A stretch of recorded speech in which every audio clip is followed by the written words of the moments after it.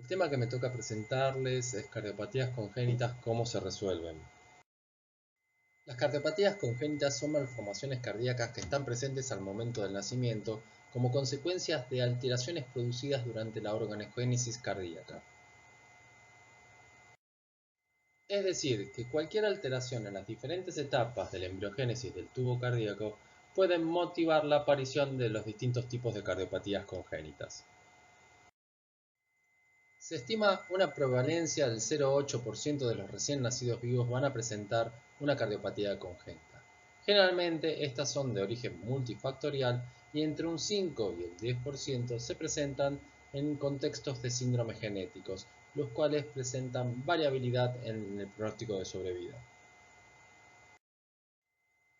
Su manifestación clínica puede ser a lo largo de las diferentes etapas de la vida, ya sea en la etapa neonatal o en la primera infancia, así como también en la etapa adulta, ya sea porque pasó desapercibido su diagnóstico durante la etapa pediátrica o manifestando clínicamente como complicaciones o secuelas de las cirugías paliativas o correctoras que se han llevado en la etapa pediátrica. En relación a las estadísticas mundiales, podemos apreciar que en la década del 60 la proporción de pacientes pediátricos en relación a los adultos portadores de cardiopatías congénitas era ampliamente superada por los primeros en relación 70-30. Hecho que en la década de los 80-90 esa proporción se equiparó y actualmente los pacientes adultos portadores de cardiopatías congénitas superan a los pacientes pediátricos, y esto es consecuencia de los mejores cuidados perioperatorios, así como neonatales, y los progresos en la cirugía cardiovascular infantil que han permitido que pacientes en edad pediátrica lleguen a la etapa adulta. Como pueden ver, existe una enorme variedad de cardiopatías congénitas que prácticamente torna imposible describirlas todas dentro de estos 20 minutos. Si excluimos la válvula aórtica bicúspide como la cardiopatía congénita más frecuente, vamos a encontrarnos que la CIB, el ductus y la CIA son las cardiopatías congénitas acianóticas más comunes y la tetralogía de Fallot y la transposición de los grandes vasos como las cardiopatías congénitas cianóticas más frecuentes.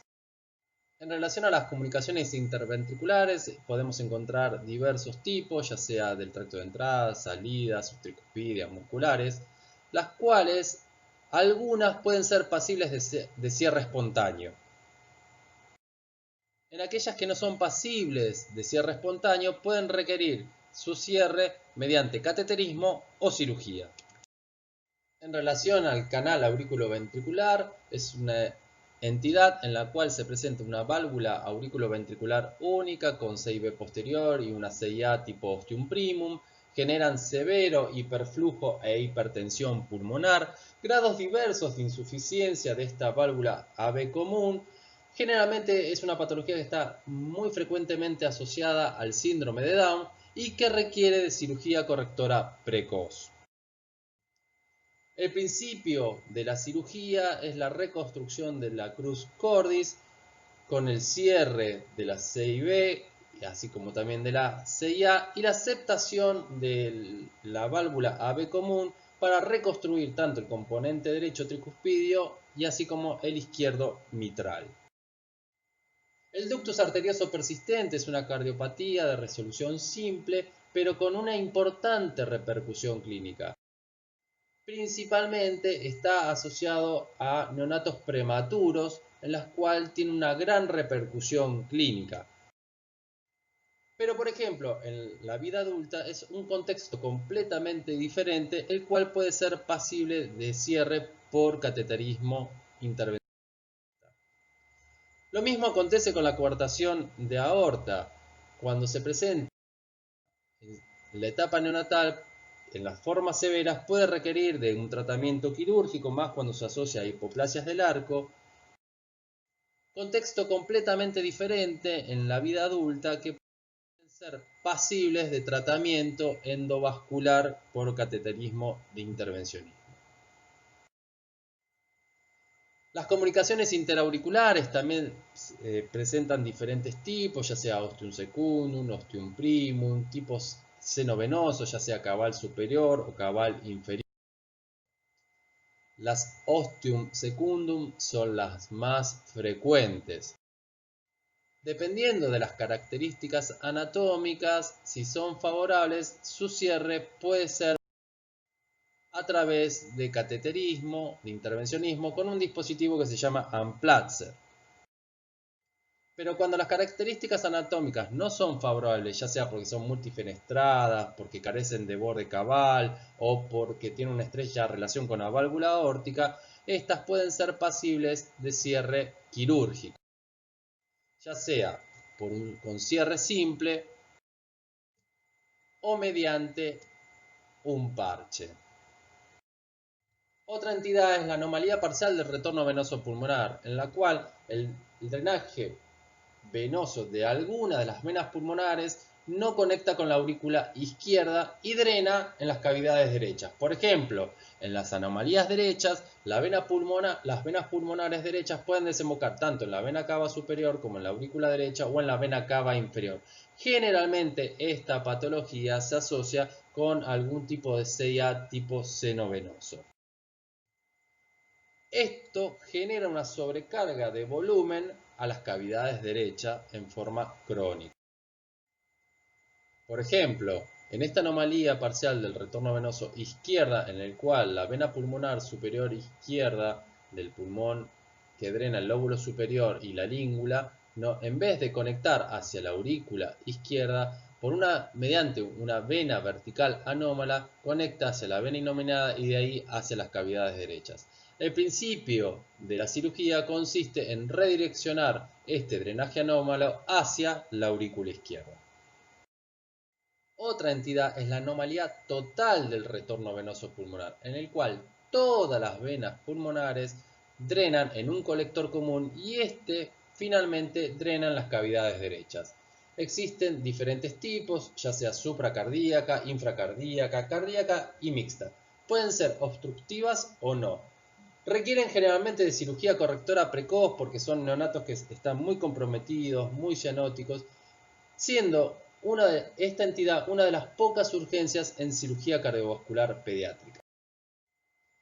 Por ejemplo, aquí podemos ver que el colector común drena en las cavidades derechas mediante una vena vertical que drena en la vena innominada.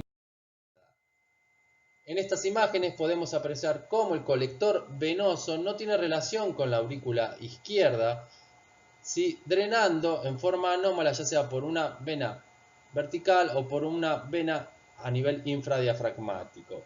El principio de la cirugía consiste en la anastomosis de este colector venoso común con la aurícula izquierda y la interrupción de las conexiones anómalas, ya sea supracardíacas e infracardíacas, hacia las cavidades derechas.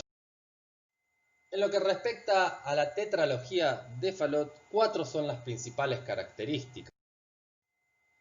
Una es la estenosis pulmonar o subpulmonar, con estenosis del infundíbulo, del tracto de salida del ventrículo derecho, asociada a hipertrofia ventricular derecha, además de presentar una CIB subaórtica con cabalgamiento de la válvula aórtica. El principio de la cirugía es la desobstrucción del tracto de salida del ventrículo derecho, así como el cierre de la CIB, y el tratamiento de la estenosis pulmonar va a depender del grado de hipoplasia del anillo. Si es un anillo que no es muy hipoplásico, uno con una valvotomía pulmonar podría ser suficiente, y en aquellos pacientes portadores de un anillo muy pequeño, uno debe abrir el anillo y emplazar un parche que se llama transanular. Lo cual no es gratis esto a largo plazo, porque ese parche transanular puede generar insuficiencia pulmonar crónica, lo cual actualmente sabemos que la sobrecarga crónica de volumen lleva a la dilatación ventricular y puede generar no solo la insuficiencia pulmonar crónica, también puede tener insuficiencia tricuspidia no secundaria a la dilatación ventricular, como secuelas de esta cirugía no a largo plazo. Dentro de las atresias pulmonares tenemos dos grandes grupos. aquella que cursa con septum interventricular intacto, y la atresia pulmonar con CIB y colaterales aortopulmonares. Dentro de las atresias pulmonares con septum interventricular intacto, generalmente están asociadas a hipoplasia variable del ventrículo derecho y de la válvula tricúspide, y también de circulación coronaria anómala a través de sinusoides que puede depender del ventrículo derecho. Estas características son muy importantes, dado que según la severidad o la hipoplasia del ventrículo derecho, ¿no?, así como de la válvula tricúspide y de la dependencia de la circulación coronaria, uno va a poder optar ya sea por una reparación biventricular o hacia el camino de la fisiología univentricular, como les explicaré más adelante. Otra entidad completamente diferente es la atresia pulmonar con CIB y colaterales, en la cual presenta una amplia variabilidad anatómica desde buenas ramas pulmonares hasta la ausencia total, donde la irrigación se da en forma combinada, ya sea a través y variable a través del circuito menor o a través de colaterales aortopulmonares patológicas. Es una patología muy grave en el cual el tratamiento quirúrgico debe estar adaptado a cada paciente. Muchas veces requieren de una anastomosis no sistémico pulmonar al principio, pero después el fundamento de la cirugía es la focalización, lo que se llaman unifocalizaciones, y para esto, y la reconstrucción de la arteria central pulmonar, ¿no? Para esto a veces estos pacientes requieren de muchas intervenciones para poder reconstruir la rama central de la arteria pulmonar y esta conectarla hacia el ventrículo derecho con el cierre de la CIB. La transposición de grandes vasos es la cardiopatía congénita cianótica más frecuente del recién nacido, en la cual podemos ver una concordancia atrioventricular, pero una discordancia ventricular arterial, en el cual la arteria aorta emerge del ventrículo derecho y la arteria pulmonar emerge del ventrículo izquierdo. Generalmente para la estabilización de estos neonatos se inicia un goteo de prostaglandinas y se realiza una septostomía con balón de Rashkin para mejorar la mezcla del retorno venoso sistémico y del pulmonar, dado que ya no es una circulación en serie, sino es una circulación en paralelo. La cirugía correctora debe realizarse en la etapa neonatal, la cual consiste en el switch arterial, que es una corrección anatómica y no oximétrica como se hacía años atrás, que eran la cirugía de Mustar y Senin. Dentro del switch arterial, lo que se hace es reconectar la arteria aórtica pulmonar al ventrículo correspondiente. Cuando uno realiza esta cirugía, uno corrige y repara los defectos anatómicos. Por definición, como es una transposición, la arteria aorta se encuentra en posición anterior y hacia la derecha en relación a la arteria pulmonar. Uno tiene que transectar la arteria aorta y preparar los CAF de las ostium coronarias, los cuales van a ser transferidos a la neoaorta. Luego de la traslocación de las arterias coronarias se realiza la anastomosis aórtica y se reconstruye la arteria pulmonar. Generalmente esta cirugía genera mucho leak capilar en el neonato, entonces el tórax queda abierto durante 48-72 horas para realizar balance negativo y luego cerrar la esternotomía. El tronco arterioso también es una cardiopatía congénita compleja neonatal, en el cual la característica es que corresponde a una salida arterial única que da origen a la circulación sistémica y pulmonar y coronaria desde la porción ascendente de este único vaso, la cual no tiene una válvula semilunar aórtica y pulmonar, sino tiene una sola válvula, que es la válvula troncal, la cual por debajo tiene asociada una CIB. El principio de la cirugía del tronco arterioso es el cierre de la CIB, dejando esta válvula troncal del lado izquierdo, y la reconstrucción de las arterias pulmonares, y la conexión de estas con el ventrículo derecho mediante un conducto, generalmente con un homoinjerto criopreservado y el cierre de la CIB. También es una cirugía correctiva que se lleva a cabo en la etapa neonatal. Como podrán ver aquí, este es un tronco, ¿sí?, en el cual se reconstruye la parte distal de la arteria pulmonar, se realiza el cierre de la C y B, un parche, luego se prepara el homoinjerto criopreservado que se va a utilizar como un conducto para conectar el ventrículo derecho con la arteria pulmonar reconstruida. En el ventrículo único es importante tener en claro lo que es el concepto fisiológico y del concepto anatómico. El concepto fisiológico se basa en que un solo ventrículo va a sostener tanto la circulación pulmonar como la sistémica, en el cual la saturación va a depender del grado de equilibrio entre el flujo pulmonar y de su relación con el flujo sistémico. Es lo que llamamos la relación QP-QE. En cambio, el concepto anatómico se basa en que un ventrículo completo debe tener un tracto de entrada, una pars trabeculada y un tracto de salida. Y lo que se llama cámara rudimentaria es cuando no cumple alguno de estos tres criterios. Es decir, que podemos encontrar múltiples variantes anatómicas de tipos de ventrículo único, pero que finalmente desde el punto de vista fisiológico se comportan no con una fisiología univentricular, ya sea la atresia tricuspidea, la doble entrada ventricular, la hipoplasia ventricular izquierda, etc. Un ejemplo clásico para describir la fisiología univentricular es la atresia tricuspidea, con la cual pueden ver que existen diferentes subtipos de anatomía. El concepto terapéutico de una fisiología univentricular es la de crear un sistema en el cual el retorno venoso sistémico debe ir al pulmón y el retorno venoso pulmonar va a ir al ventrículo sistémico y de ahí a la aorta y sus ramas. Este retorno venoso sistémico es pasivo. Es muy importante dado que este tipo de cirugía se da en tres etapas. Primero, en el recién nacido o en el lactante pequeño, en la etapa neonatal, generalmente uno debe regular el flujo entre el flujo pulmonar y el sistémico. En aquellos pacientes que tienen hipoflujo pulmonar, uno debe aumentar el flujo pulmonar mediante una anastomosis sistémico-pulmonar. Y en aquellos pacientes que tienen hiperflujo pulmonar, uno debe restringir este hiperflujo mediante un cerclaje de la arteria pulmonar. Luego, la segunda etapa es entre los 6 y los 2 años, donde uno va a derivar el retorno venoso de la vena cava superior hacia la rama derecha de la arteria pulmonar, lo que se llama cirugía de Glenn. ¿Esto por qué es así? Porque en esta etapa de la vida predomina como retorno venoso sistémico el flujo de la vena cava superior sobre la cava inferior. A partir de los 2-3 años, dado el desarrollo de la vena cava inferior, pasamos a la tercera etapa de la fisiología univentricular, en la cual se deriva el retorno venoso sistémico de la vena cava inferior, hacia la rama derecha de la arteria pulmonar, que es la cirugía de...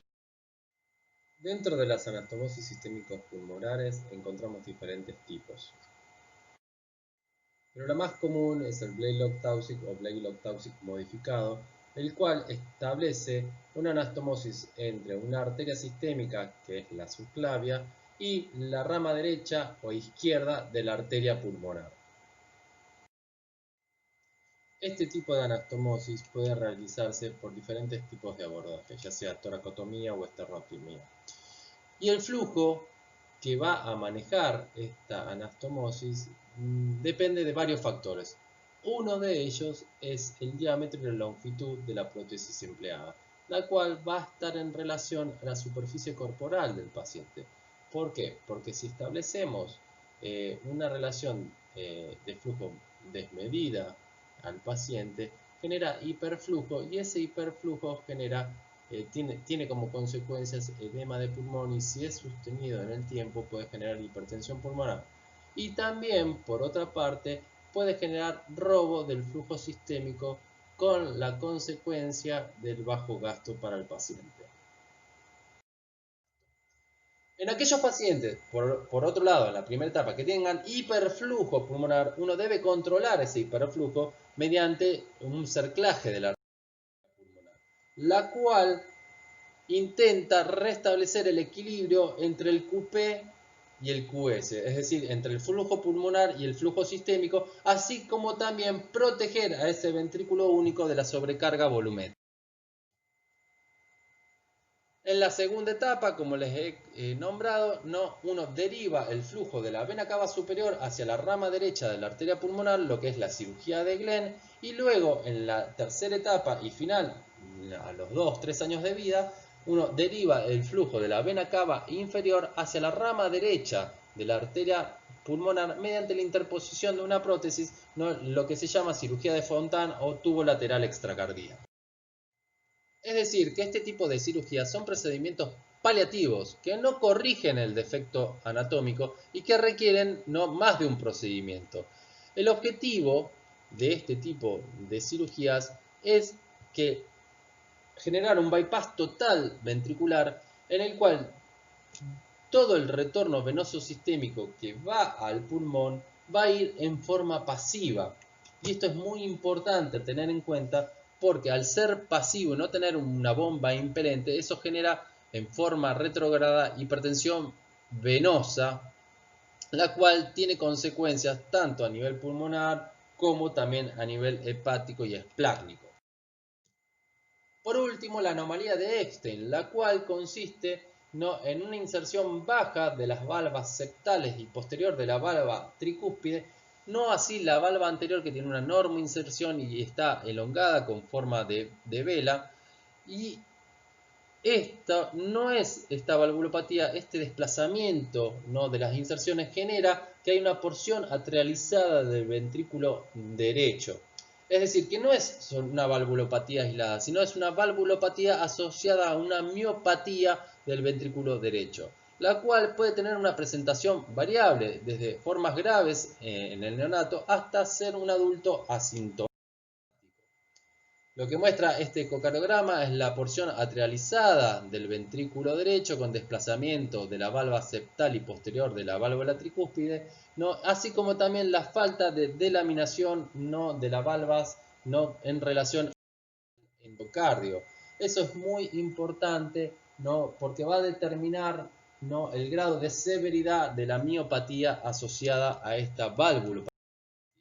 Y dependiendo en qué etapa de la vida se presente, ya sea neonatal, pediátrico o adulto, y así como también qué manifestación clínica presente el paciente, uno va a poder optar ya sea por la reparación biventricular con valvuloplastías o reemplazos valvulares, o va a llevar al paciente hacia el camino univentricular de la fisiología univentricular.